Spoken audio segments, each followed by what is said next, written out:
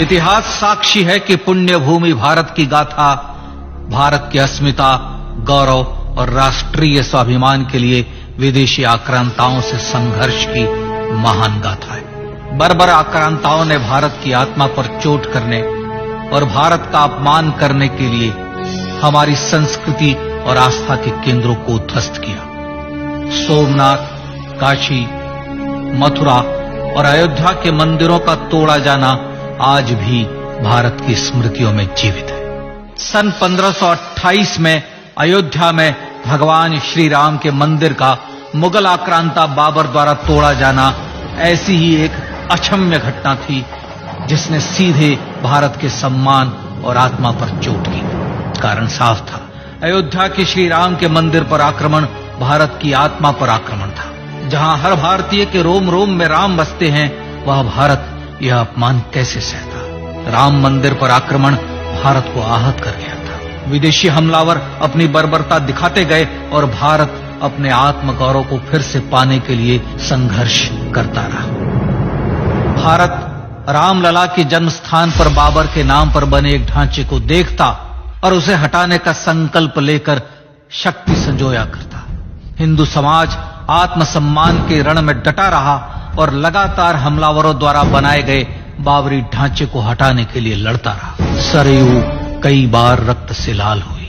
कभी स्थानीय शासकों ने तो कभी साधु संतों और राम भक्तों ने राम जन्मभूमि की मुक्ति के लिए अपने प्राणों की आहुति दी। 74 बार युद्ध हुए। हम कुछ मोर्चे हारे, पर रण जीतने का संकल्प कभी कम नहीं हुआ। हिंदू समाज तलवारों से रक्त रंजित हुआ, पर उसने हार नहीं मानी। उसका संकल्प अजेय था। 15 अगस्त 1947 को देश की आजादी के साथ सैकड़ों सालों से चले आ रहे इस संघर्ष में नई ऊर्जा और एक नया मोड़ आया। अचानक 23 दिसंबर 1949 को बाबरी ढांचे में श्री राम लला प्रकट हुए। हजारों राम भक्त दर्शन के लिए उमड़ पड़े। तत्कालीन प्रधानमंत्री पंडित जवाहरलाल नेहरू ने उत्तर प्रदेश सरकार को श्री राम लला को विवादित ढांचे से हटाने का आदेश दिया। उत्तर प्रदेश सरकार ने अयोध्या के कलेक्टर को यह काम दिया और यह निर्देश भी कि जरूरत पड़ने पर वे बल का प्रयोग भी करें। अयोध्या के कलेक्टर ने सरकार को उत्तर दिया कि यह नरसंहार के बिना संभव नहीं है, और फिर भी वह ऐसा चाहती है तो किसी दूसरे कलेक्टर से यह काम करवा ले। परिणाम स्वरूप रामलला की मूर्ति वहीं विराजमान रही। विवादित ढांचे को बंद कर दिया गया। केवल पुजारी को सेवा अर्चना के लिए भीतर जाने की अनुमति थी। फिर भी राम भक्त विवादित ढांचे के बाहर से प्रभु श्री राम की आराधना करते रहे। भारत के हिंदू समाज के लिए चुनौतियां और बढ़ गई। मामला अदालत में गया। विपक्षी दलों द्वारा अदालत में भगवान श्री राम के अस्तित्व पर सवाल उठाए गए। उनके अयोध्या में ही जन्म लेने का प्रमाण मांगा गया। भारत का जनमानस अब आहत हो उठा था। आजाद भारत में भी हिंदू समाज को अपनी आस्था और श्रद्धा के लिए संघर्ष करना पड़ रहा था। चुनौतियों के इस समय में सन 1984 में विज्ञान भवन दिल्ली में विश्व हिंदू परिषद ने धर्म संसद का आयोजन किया। इस संसद में देश भर के संतों ने राम जन्मभूमि की मुक्ति के लिए आह्वान किया और राम जन्मभूमि मुक्ति यज्ञ समिति का गठन किया।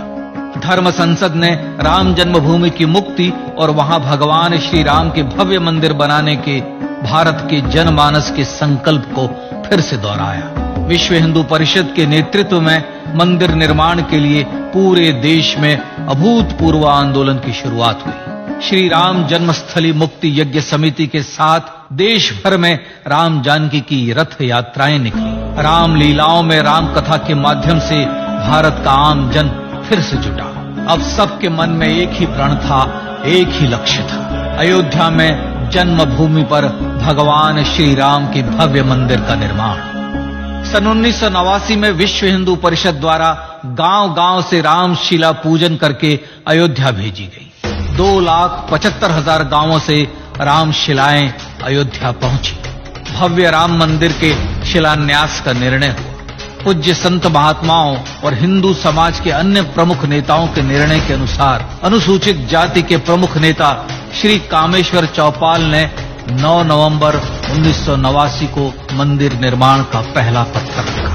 राम जन्मभूमि पर मंदिर निर्माण के लक्ष्य की पूर्ति के लिए सन 1990 में सोमनाथ से अयोध्या के लिए श्री लाल कृष्ण आडवाणी ने रथ यात्रा की शुरुआत की। देश में जन भावनाओं का ज्वार उमड़ने लगा। श्री लाल कृष्ण आडवाणी के रथ यात्रा के साथ साथ मंदिर के लिए जन समर्थन बढ़ने लगा और छद्म सेकुलरवाद बेनकाब होने लगा। इस जन आंदोलन को रोकने की तमाम कोशिशें हुई पर सब व्यर्थ हुई। विश्व हिंदू परिषद ने देशवासियों से अयोध्या में जन्मभूमि पर मंदिर निर्माण के लिए 30 अक्टूबर और 1 नवंबर 1990 को कार सेवा का आह्वान किया। परिणाम स्वरूप लाखों राम भक्त कार सेवा के लिए देश के कोने कोने से अयोध्या आए। इससे देश की एकात्मता का विराट दर्शन हुआ।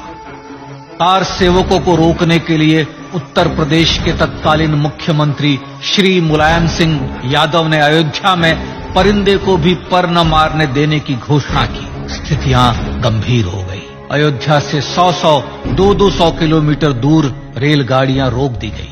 अयोध्या युद्ध भूमि बना दी गई। मार्ग बंद, रेल बंद, चप्पे चप्पे पर पुलिस।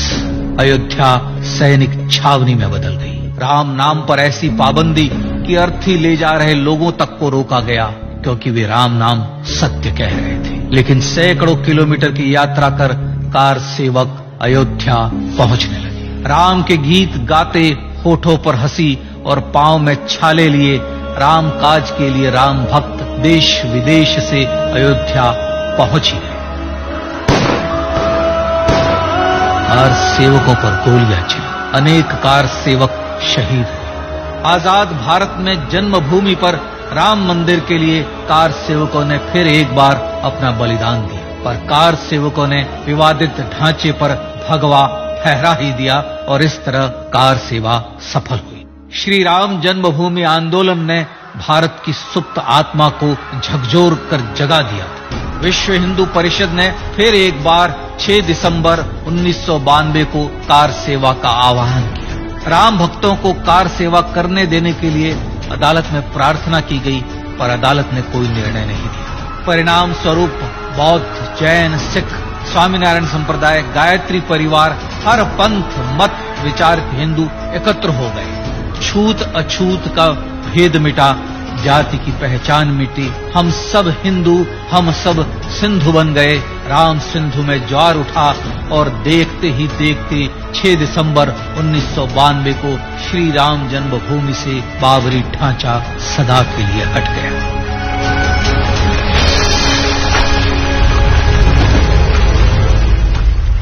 यह क्षण शौर्य, न्याय और सत्यमेव जयते का क्षण था। यह तो धर्मस्ततो जय का क्षण था। पर संघर्ष की गाथा यहां जाकर भी नहीं रुकी। छद्म सेकुलरवादियों द्वारा भारत और भगवान श्री राम के इतिहास को झुठलाने के लिए अदालतों में चुनौतियों का सिलसिला चलता रहा, जो 1950 से चल रहा था। हिंदू सिखों के बीच से गुजरते हुए भगवान श्री राम का दर्शन करने के लिए विवश थे। यह स्थिति थी आजाद भारत में श्री राम और राम भक्तों की। पर सत्य को तो जीतना ही था। आखिरकार देश के सर्वोच्च न्यायालय के 5 जजों की खंडपीठ ने 9 नवंबर 2019 को ऐतिहासिक निर्णय दिया और यह कहा कि अयोध्या जन्मभूमि परिसर की पूरी 67 एकड़ भूमि रामलला की। और न्यायालय ने भारत सरकार को जन्मभूमि पर मंदिर बनाने के लिए एक ट्रस्ट बनाने का आदेश दिया। सर्वोच्च न्यायालय के आदेश के अनुसार भारत सरकार ने 5 फरवरी 2020 को श्री राम जन्मभूमि तीर्थ क्षेत्र नाम के ट्रस्ट का गठन किया और राम जन्मभूमि न्यास की भूमि जो सरकार द्वारा अधिग्रहित की गई थी, उसे ही नवनिर्मित न्यास को वापस दे दिया गया। 5 अगस्त 2020 को भारत के प्रधानमंत्री श्री नरेंद्र मोदी ने श्री राम जन्मभूमि तीर्थ क्षेत्र के अध्यक्ष पूज्य महंत नृत्य गोपाल दास, राष्ट्रीय स्वयंसेवक संघ के पूज्य सरसंघ चालक डॉक्टर मोहन भागवत एवं उत्तर प्रदेश के मुख्यमंत्री श्री योगी आदित्यनाथ की उपस्थिति में श्री राम जन्मभूमि पर भगवान श्री राम के भव्य मंदिर के लिए भूमि पूजन कर निर्माण कार्य का शुभारंभ किया। इस तरह लगभग 500 वर्षों से राम जन्मभूमि की मुक्ति के संघर्ष का पटाक्षेप हुआ। अपने आत्मसम्मान और राष्ट्रीय अस्मिता के लिए इतना लंबा संघर्ष विश्व के इतिहास में बेजोड़ है। श्री राम भारत की आत्मा, भारत की परिभाषा, हमारे राष्ट्रीय आदर्शों और जीवन मूल्यों के प्रतिनिधि मर्यादा पुरुषोत्तम हैं, जो हर हिंदू के होठों पर जन्म से मृत्यु तक रहे, बस यही हर हृदय में प्रार्थना होती है। राम भारतीय राष्ट्रीय स्वाभिमान और आसेतु हिमालय से समुद्र पर्यंत तक जन जन को एकात्मता के बंधन में बांधने वाले रक्षा सूत्र है। अयोध्या स्थित श्री राम जन्मभूमि पर बाबर का हमला वास्तव में भारत के स्वाभिमान और राष्ट्रीयता पर हमला था। प्रधानमंत्री श्री नरेंद्र मोदी द्वारा श्री राम जन्मभूमि पर राम मंदिर का पुनः निर्माण न केवल बाबरी मानसिकता का पराभव है, बल्कि संपन्न, सुखी, सुसंस्कृत, सर्वशक्ति संपन्न स्वराष्ट्र का सूर्योदय भी है। यह उस राम राज्य की दिशा में वह कदम है जिसकी अभिलाषा राज राजेंद्र चोल, कृष्णदेव राय, छत्रपति शिवाजी महाराज से लेकर महात्मा गांधी तक ने की थी। अयोध्या में जन्मभूमि पर भगवान श्री राम का मंदिर न सिर्फ राष्ट्रीय गौरव होगा, बल्कि वह श्री राम के आदर्शों का राष्ट्र मंदिर होगा। अब वह महान संकल्प पूरा होने जा रहा है। आइए इस राम यज्ञ, राष्ट्र यज्ञ में जिन ज्ञात और अज्ञात भारतीयों ने अपनी आत्माहुति दी है, उनका पुण्य स्मरण कर उन्हें श्रद्धांजलि दी।